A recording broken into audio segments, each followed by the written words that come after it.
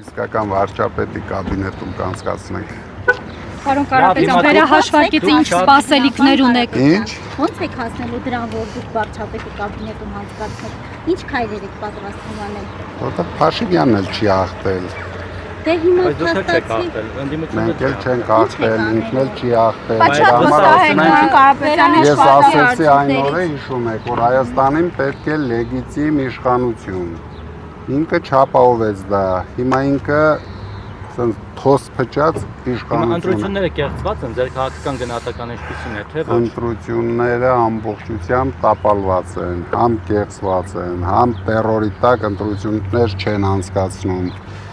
Բոլոր մեր շրջանային համակարգողները կալանավորված են, 780 մարդ ձերբակալվել են։ Հիմա եթե կեղծված է, Հավատում եք այս վերահաշվարկին։ Ընտրակաշարքի գործով կան Բայց եթե ընտրակաշարքի գործով զայնագրություններ կան,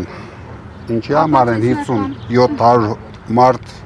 արտարացվել են դա։ Կեղծիքների սպասում եք նաև վերահաշվարկի ընթացքում։ Դե մենք հիմա դիմել ենք, դիմում ենք, թե դիմել ենք արդեն։ Դիմել ենք, հետո դիմել ենք սահմանադրական դատարան երկու պահանջով։ Առաջինը չեղարկել ընտրությունները,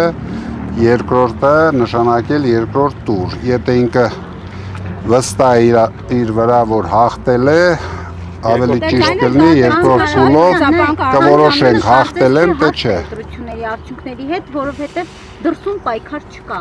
Այ ինչ եք կարծում, ինչու պայքար չկա դրսում։ Թե հանրությունը սկզբից հաշտ է լինում, հետո հաշտ չի լինում։ Հələ process-ն է որ հաշտ է։ Մի քիչ կմտածի, կհասկանա որ նորից իրենց խաբեցին,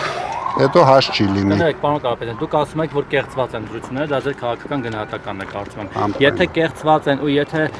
ԿՀ-ն էլ օրինակ ձեր դիմում մեժի, ՍԴ-ն էլ մեժի, որը տեսնում ենք ովքեր են, չէ՞, այնտեղ ղեկավարները։ Դե ուրեմն Հայաստանում կլինի ոչ լեգիտիմ։ Գիտեք ինչ, խորհրդարանը դեռ շատ շուտ է։ Ամենայն դեպս մեր հարցը խորհրդարանն ու խորհրդարանը չի, մեր հարցը Փաշինյանին հեռացնելն է, որովհետև այս երկիրը դարձրել է դուկյան։ Ինչ ուզում են անում։ Պարզապես եթե գնացիք խորհրդարան լեգիտիմացնելու եք ձեր ասած կեղծված ընտրությունները։ Եթե մենք գտնենք, որ խորհրդարանով ավելի արագ կհեռացնենք Փաշինյանին, ուրեմն կգնանք խորհրդարան։ Եթե մենք գտնենք, որ կարող ենք հեռացնել ձեր ասած փողոցային պայքարով, ուրեմն կհեռացնենք խորհրդարան։